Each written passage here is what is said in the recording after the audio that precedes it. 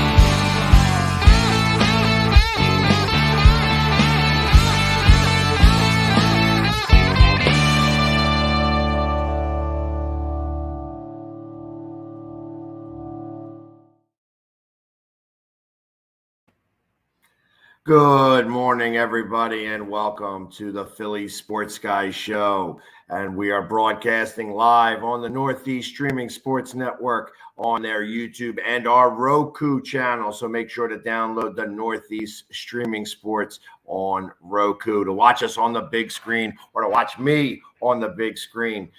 Good morning, everybody. And lots happened in Philadelphia yesterday.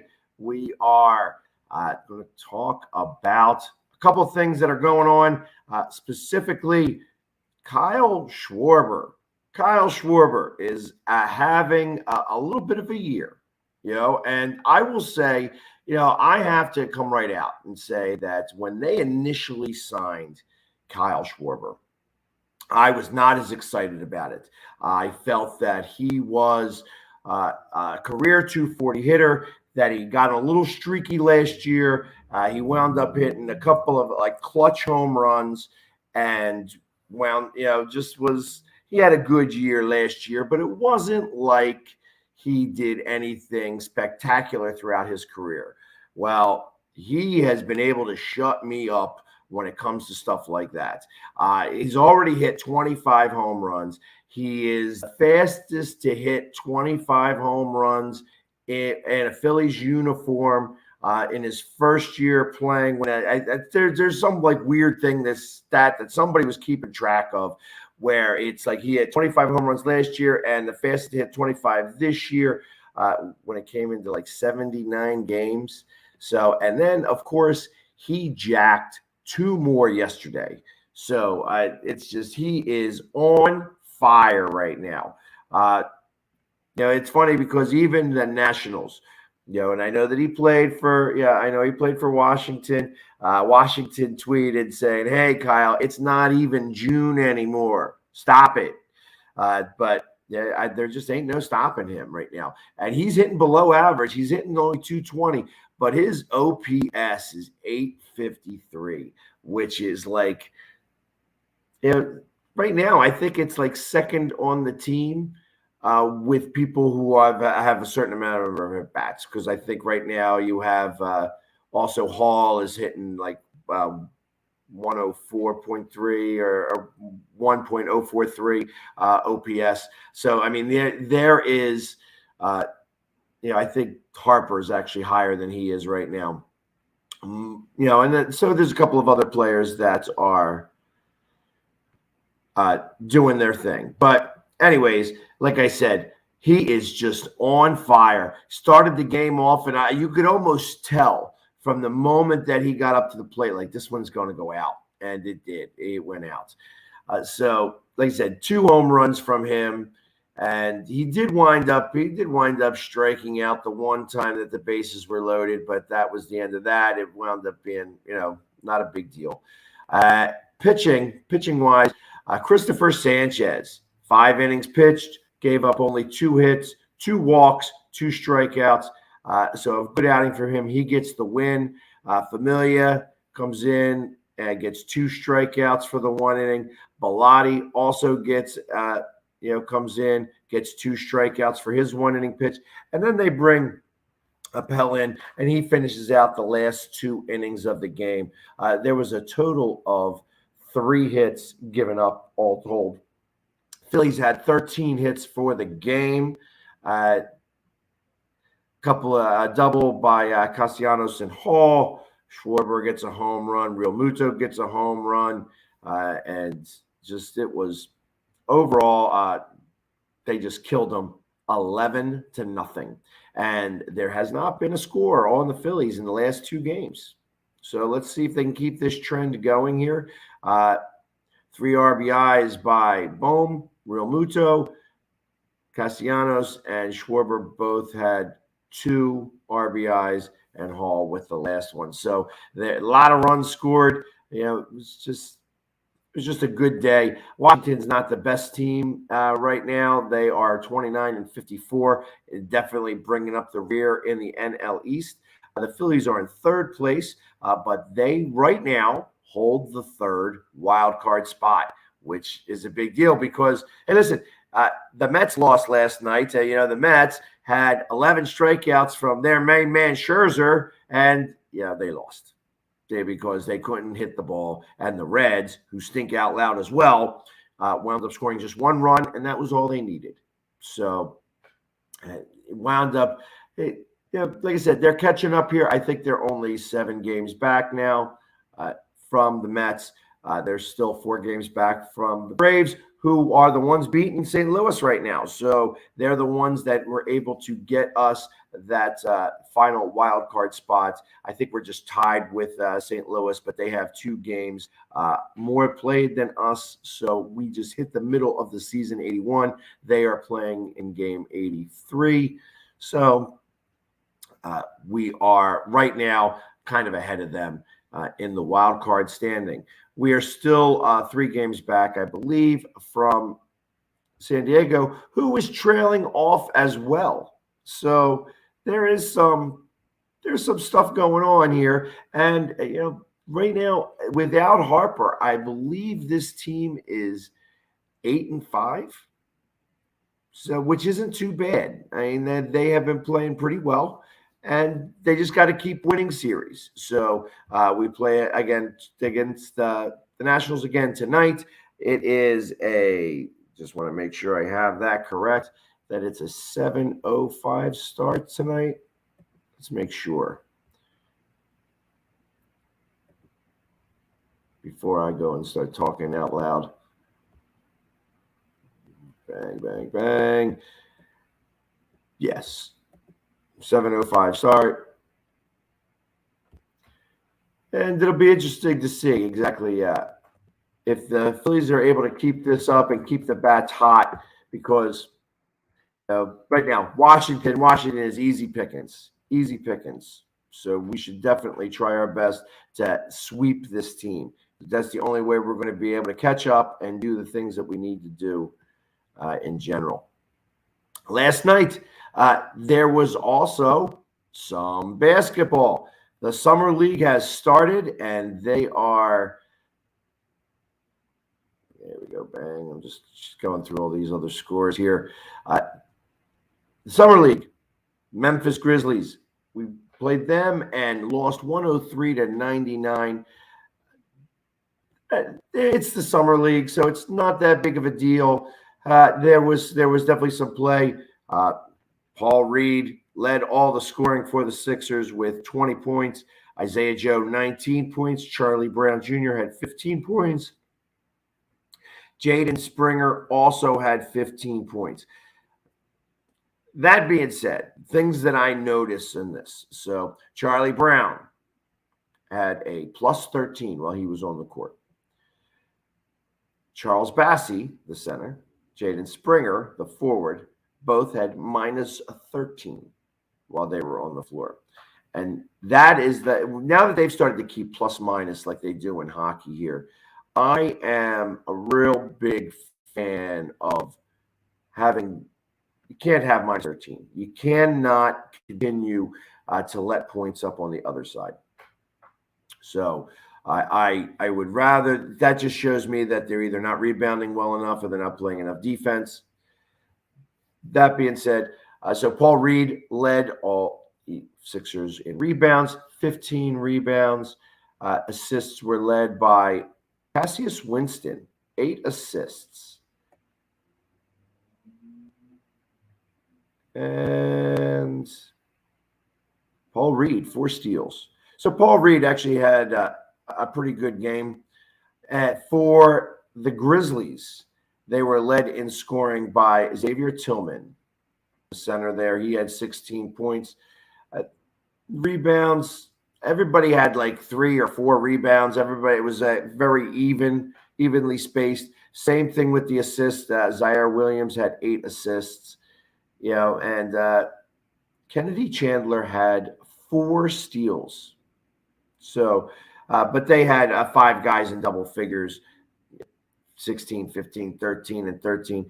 But the one thing that I do notice on their side is that there was only one guy who had a negative plus minus rating.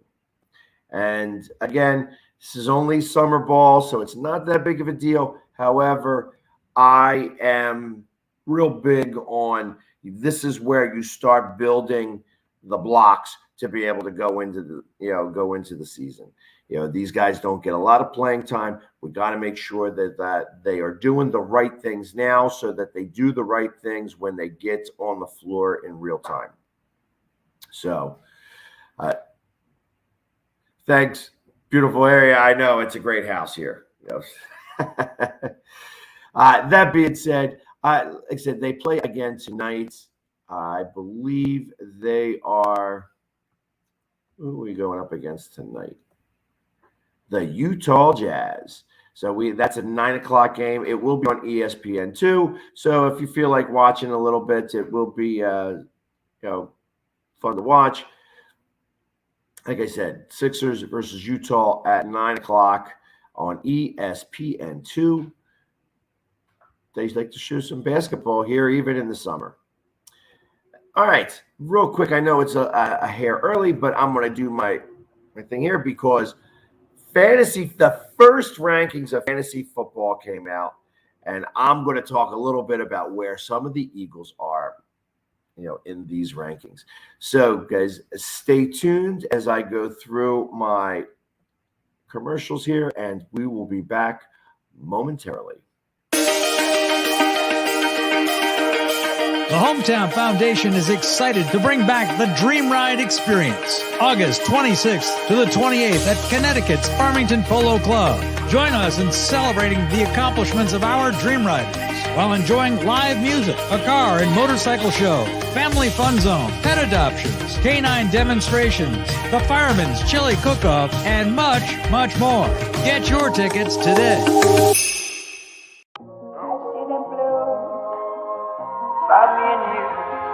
And I think to myself, what a wonderful world.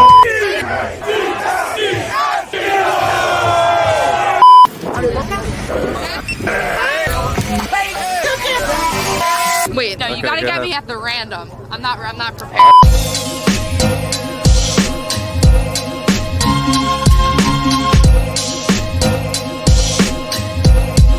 What a wonderful world.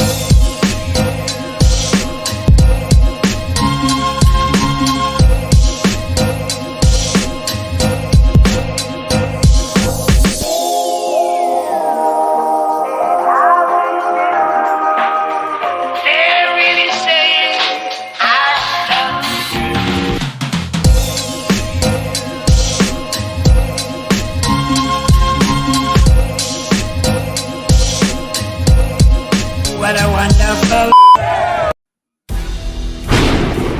I mean, you can see right now, without LeBron, Lakers are struggling. Let me tell you about a team I hate, all right? I know the Dallas Cowboy fan is here, so I had to make sure he knew how much I hate this team. I'm ready. I've often said that the people who run baseball, they try very hard to ruin it.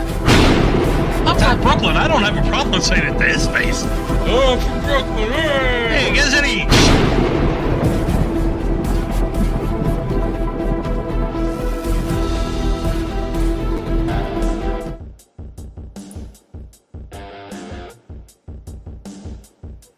And we are back. Welcome back to the Philly Sports Guy Show.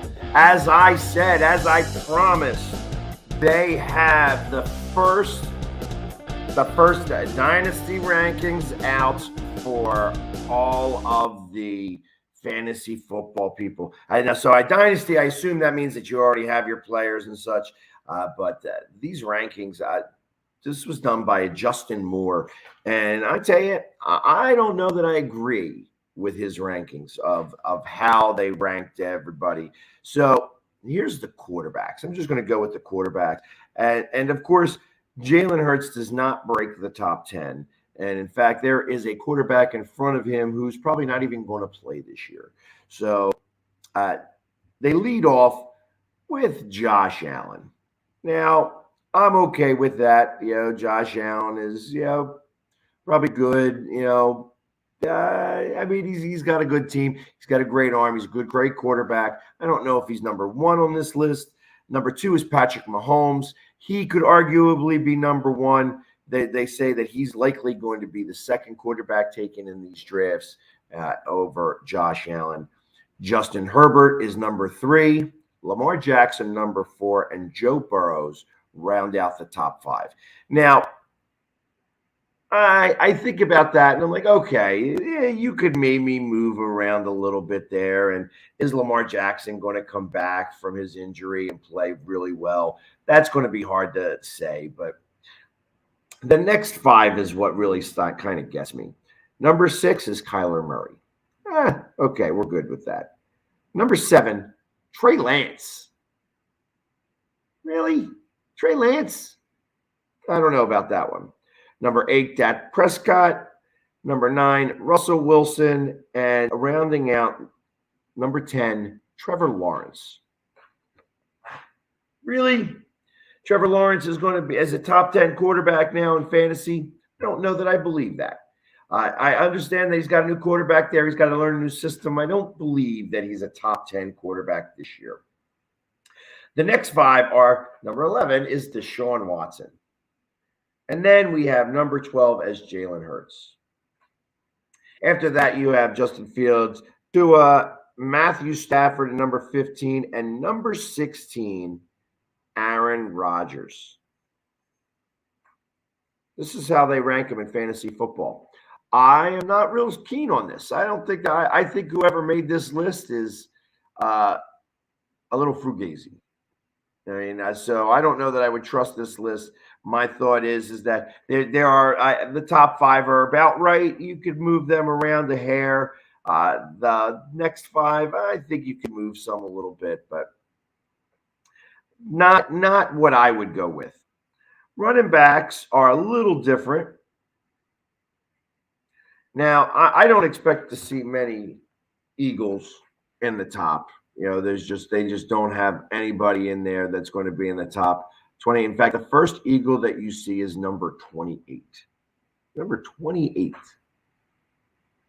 Sanders, of course. Top 5. Jonathan Taylor, no questions. DeAndre Swift. I don't know that he's a number 2 guy, but all right. Christian McCaffrey, I would expect him being number 2 a little bit more. Javonte Williams with Denver and Najee Harris round out the top 5. I know Najee is a good player, but I don't know that he's a top 5 running back. And then number 6 is Austin Eckler. He should definitely be in the top 5. 7, Breece Hall from the Jets. Really? I don't know. 8, Joe Mixon. I think he should be a little bit higher. Number 9, Dalvin Cook. I think he should be a top 5 guy. And number 10, and rounding out number 10, Saquon Barkley. Guy can't stay on the field. He gets hurt every year. How do you put him as number 10? The rest of them, Nick Chubb, 11, J.K. Dobbins, 12, Derrick Henry, number 13, Alvin Kamara, if he even gets to play, number 14, and Cam Akers, 15. Other notables, Zeke Elliott is number 20, Leonard Fournette, 25, Kareem Hunt, Sanders is 28, Kareem Hunt is 29, and everybody else is kind of down there. So, I don't know that this guy has got the same type of thing that, I don't know. I don't know where he's going from. I know that this is like a dynasty rankings, but he just seems a little off with this. Wide receivers also a little bit more interesting here. Number 1, Jamar Chase. No questions about that. Number 2, Justin Jefferson. 3, CeeDee Lamb. 4, A.J. Brown. And 5, Deebo Samuel. Lamb is the only one that I kind of question there. I don't know that he is really he's a top 3 receiver. Cooper Kupp is number 6. Definitely, I think, could be in that mix. Deebo Samuel, I put as number 5 too. T. Higgins is number 7. DK Metcalf, number 8. 9 is Devontae Adams. 10, Tyreek Hill. 11, Stephon Diggs. 12, Jalen Waddle. 13, DJ Moore. Chris Godwin, number 14. Deontay Johnson in the 15 slot. After that, just to give you Devontae Smith is number 30 from the Eagles.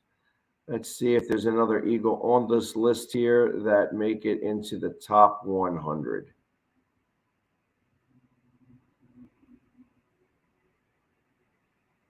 Doesn't look like it.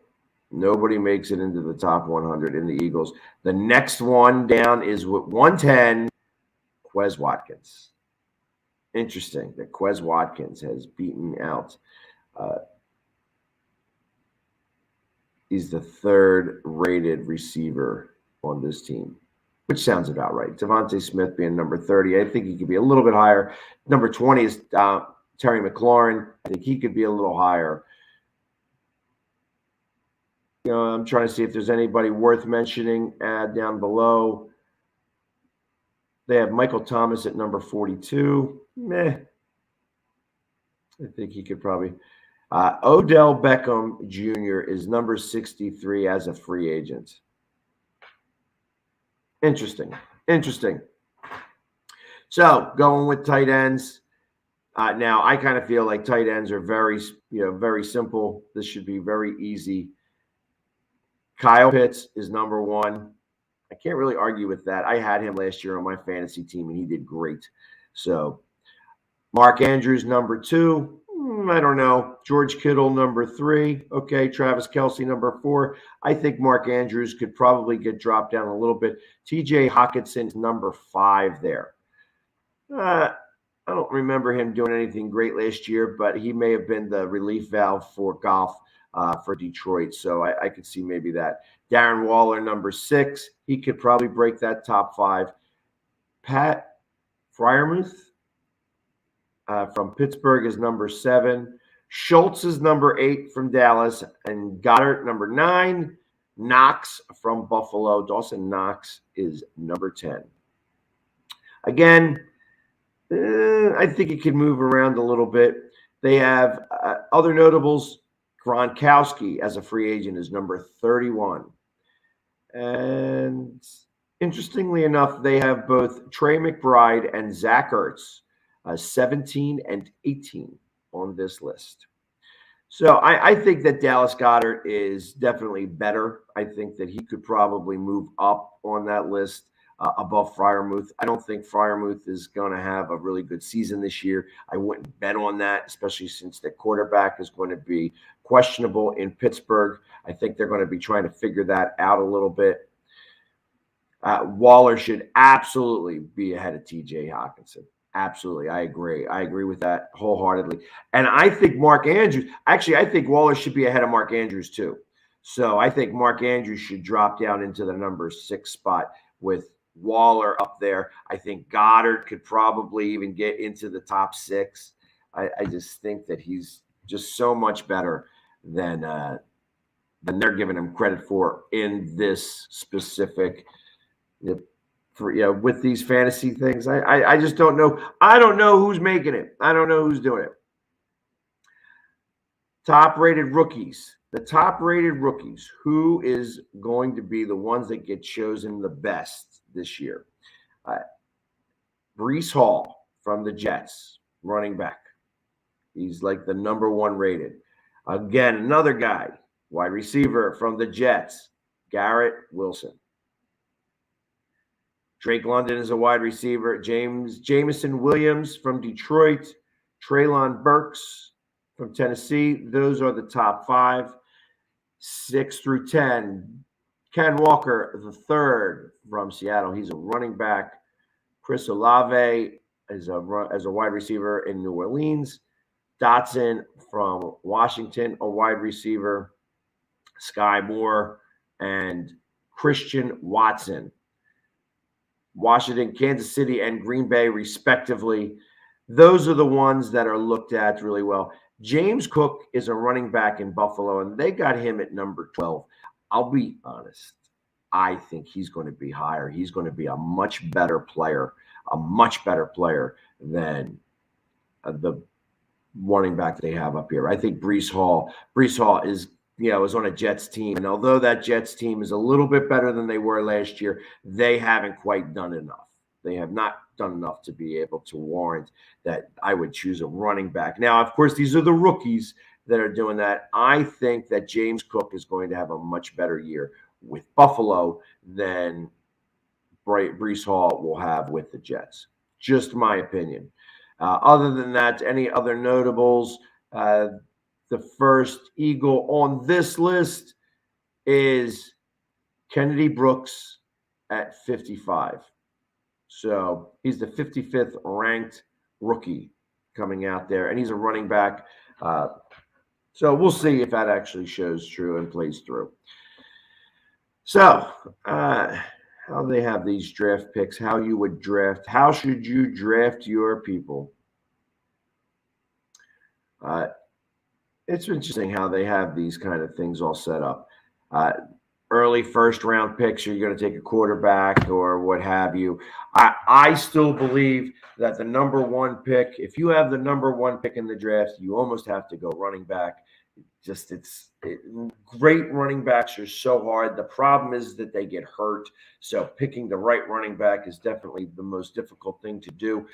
You can go with a wide receiver, but I think wide receivers get streaky, and that's part of the reason why it's like you have to go running back first. If you have a late first-round pick, I'm a big fan of taking the best quarterback on the board.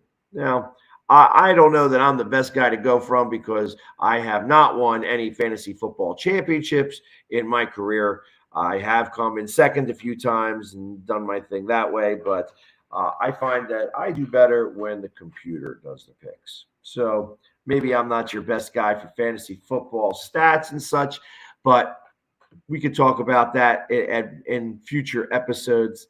In the meantime, tonight, we will see the Phillies going tonight. I wanted to tell you who was pitching. Let's do this the right way. Bang. And pitching tonight for the Phillies is Aaron Nola against Josiah Gray. He's 6-5, 81 innings pitched, 4.22 ERA. Nola's 5-5 with a 3.13 ERA. So, and that game is a 7:05 start. So hopefully we can keep our winning ways together and continue the Nationals on their losing streak.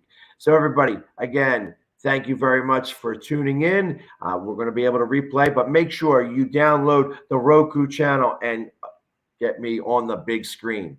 Again, thank you very much. And as always, let's go Philly. Yeah. Have a great one, guys.